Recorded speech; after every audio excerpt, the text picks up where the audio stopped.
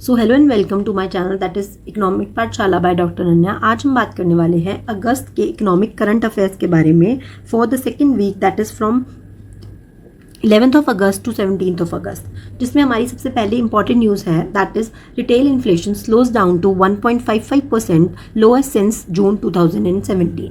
जैसे कि आप सबको पता है कि we have a ministry called MoSPI, ministry of statistical and programme implementation. उसके अंडर हमारे पास आता है एक national statistical office.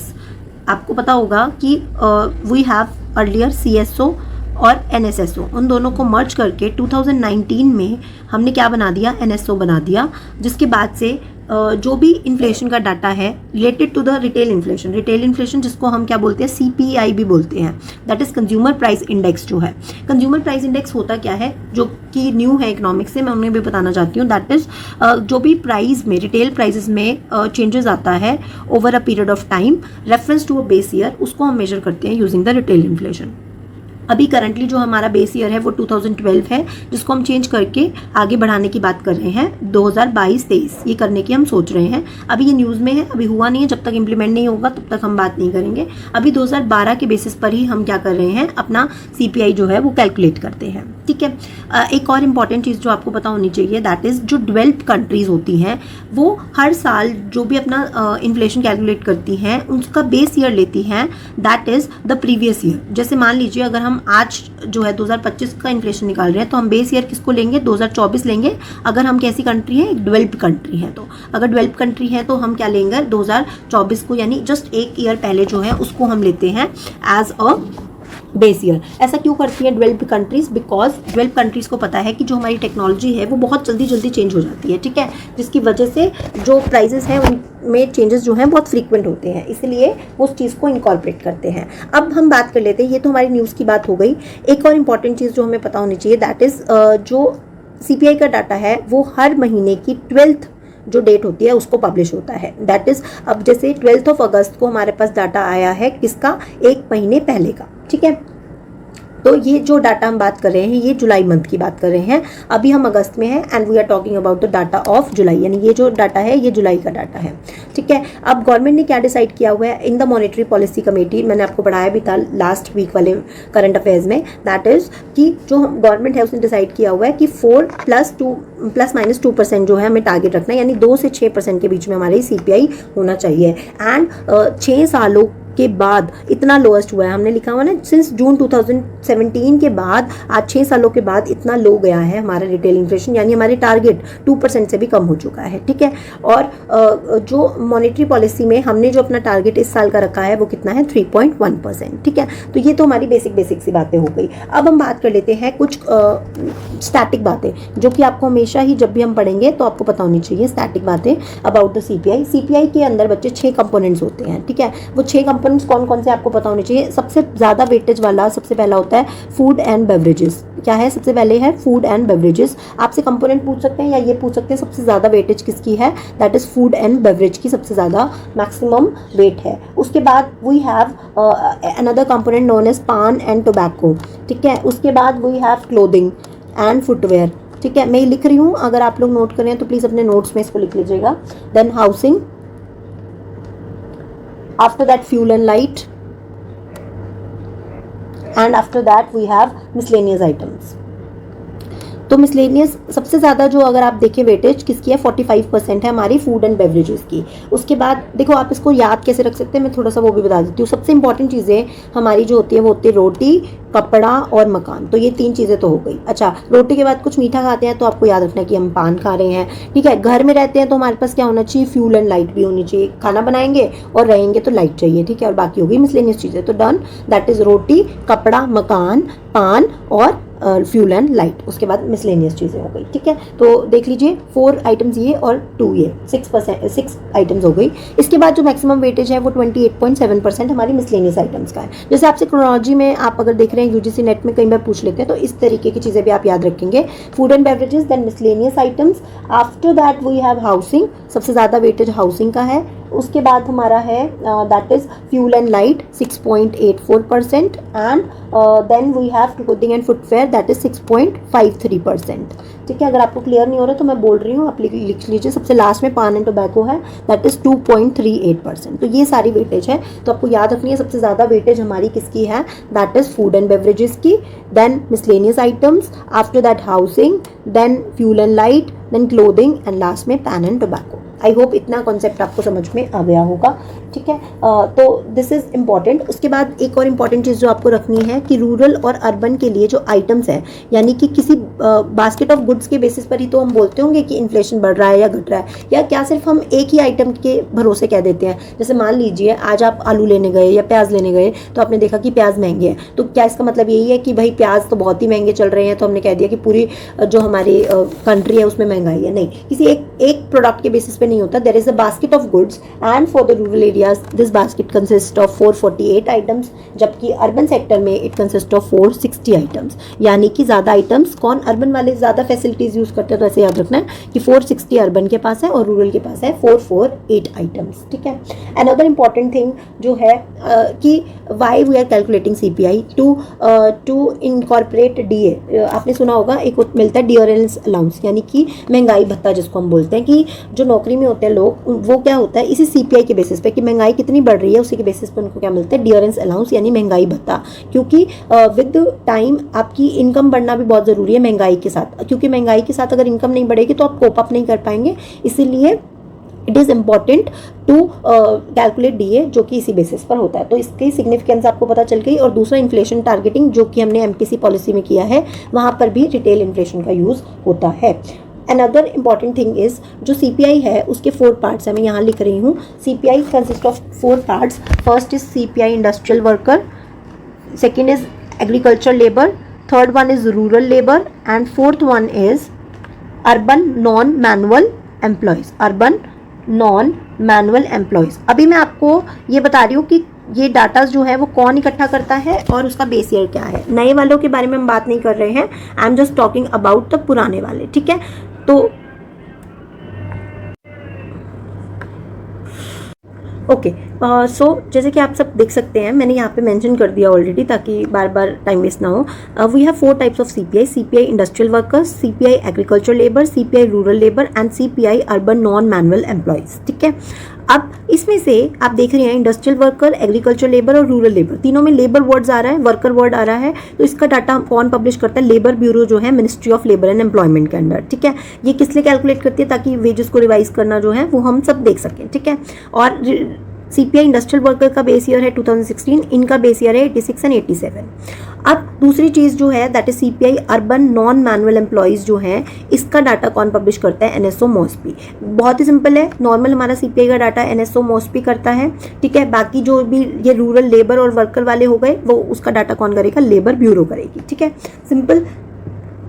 Another important thing जो आपको याद रखनी है कि जो हम CPI कैलकुलेट करते हैं, यानी ये जो डाटाज आपके पास आ रहे हैं, ये किस बेसिस पर कैलकुलेट होते हैं, या इन चारों में से कौन से टाइप वाले पे होता है? तो रूरल और अर्बन, इन दोनों को मिलाकर हम जो है ये सारा डाटा जो है पब्लिश करते हैं। हम मतलब NSO जो है वो पब्लिश करती है। तो आई होप आपको CPI क्या है और प्लस उसके स्टैटिक फैक्ट्स, यानी उसके 6 कंपोनेंट्स, सबसे ज़्यादा वेटेज, उसका सिग्निफिकेंस, उसकी आइटम्स और उसके टाइप्स, ये सब समझ में आ गया होगा।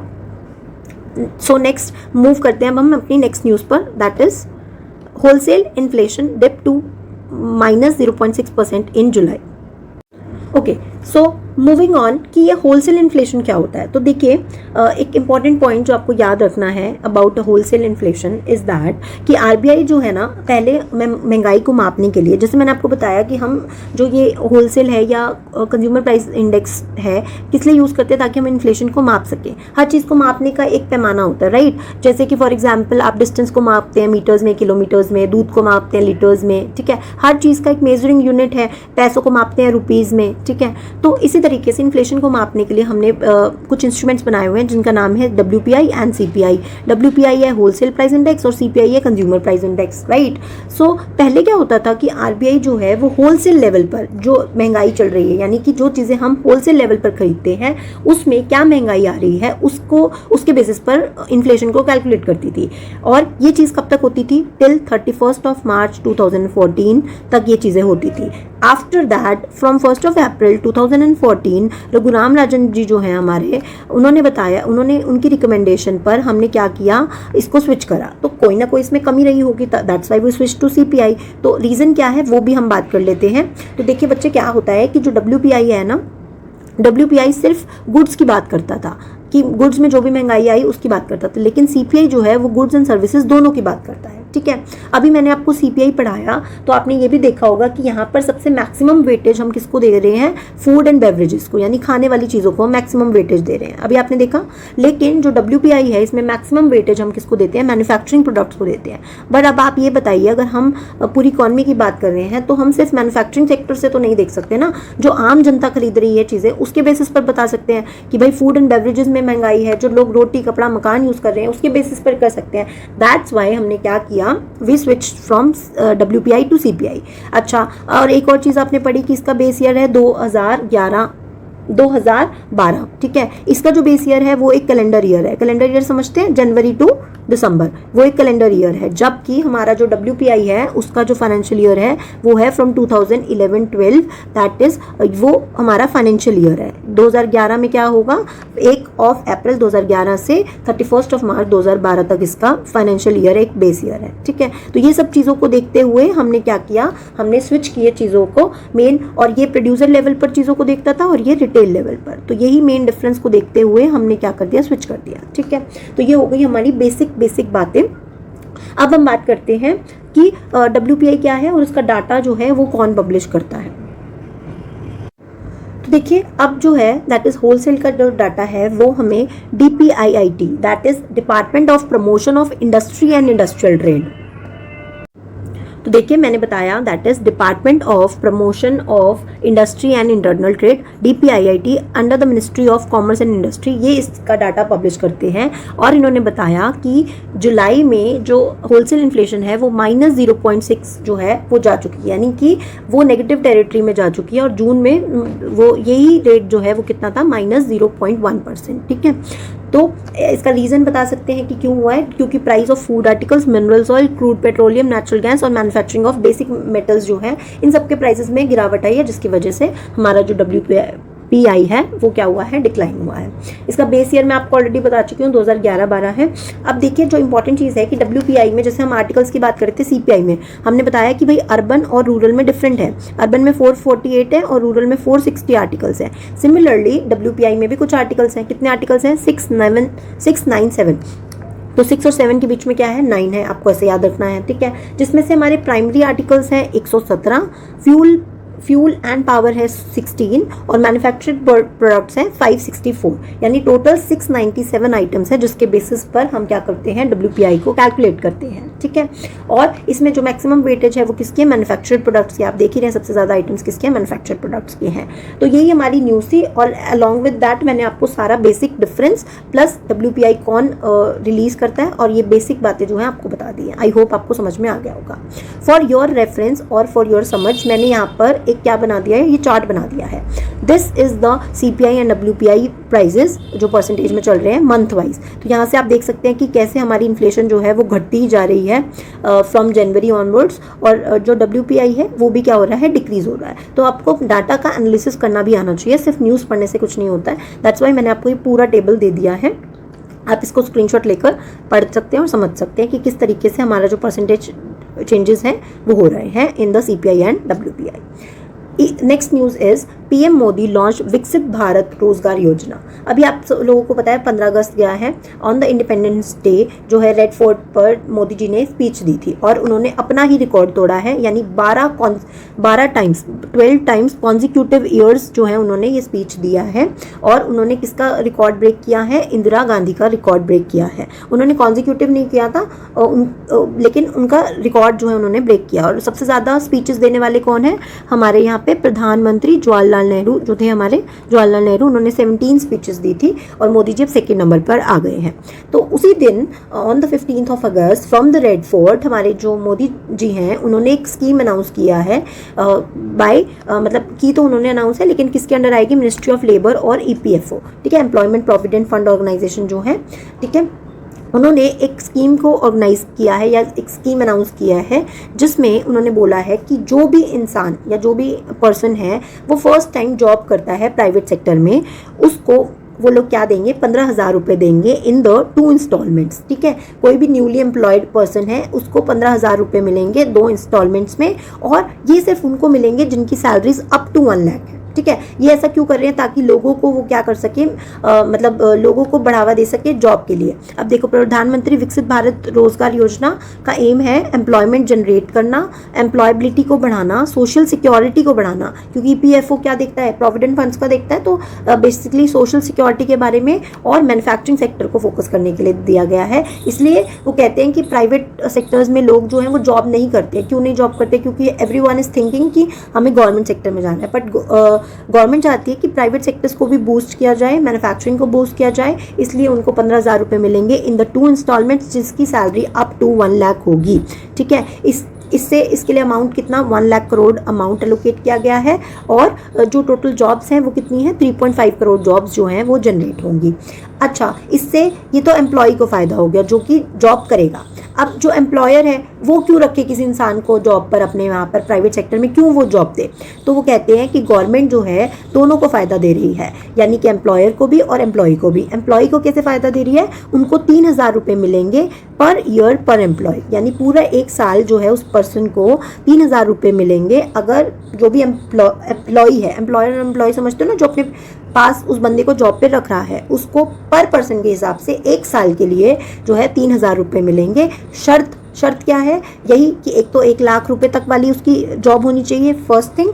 सेकेंड थिंग, वो उस पर्सन को जो है एटलीस्ट 6 महीने तक अगर वो उस इंसान को रोक कर रखते हैं, यानी अपनी जॉब पर लगाए रखते हैं, तो ही उनको ये पैसा मिलेगा। ऐसा नहीं कि आपने किसी को जॉब पे रख लिया, ठीक है, हम 1 लाख रुपए उसको सैलरी भी दे रहे हैं ताकि गवर्नमेंट से हमें 3,000 रुपये मिल जाए, बट नहीं, वो उसका प्रॉपर रिकॉर्ड मेंटेन होगा कि आपने उसको कब तक रखा है। और ये जो पैसा है ये ट्रांसफर कैसे होगा, डायरेक्ट बेनिफिट ट्रांसफर के थ्रू। ठीक है, ओके। और ये जो स्कीम है इसका बेनिफिट जो है उन लोगों को मिलेगा जो कि ज्वाइन करेंगे फ्रॉम 1 अगस्त 2025 टू 31 जुलाई 2027, ऐसा मोदी जी ने बोला है। Last news for the today, that is income tax bill 2020। So next news is that is income tax bill 2025। जैसे कि हम सबको पता है या आप लोग को पता होगा कि जो हमारी फाइनेंस मिनिस्टर हैं दैट इज निर्मला सीतारमन, उन्होंने 12 अगस्त 2025 को एक न्यू इनकम टैक्स बिल जो है उसको प्रेजेंट किया है पार्लियामेंट में। Why it is called bill, क्योंकि जब तक ये प्रॉपर पास नहीं हो जाता, थ्रू प्रेसिडेंट साइन नहीं हो जाता, आपको पता होगा कोई भी बिल एक्ट नहीं बन सकता। पहले Lok Sabha, then Rajya Sabha and then president उस पर फाइनल साइन करते हैं और फिर वो बिल क्या हो जाता है, एक्ट बन जाता है। तो अभी हमारा कौन सा एक्ट चल रहा है, that is income tax act 1961। तो इस एक्ट के अनुसार या ये जो नया इनकम टैक्स बिल आ रहा है इसमें क्या चेंजेस आएंगे, तो उन्होंने बताया कि जो हमारे इनकम टैक्स स्लैब्स हैं या फिर इनकम टैक्स रेट है उनमें कोई भी चेंजेस नहीं आएंगे।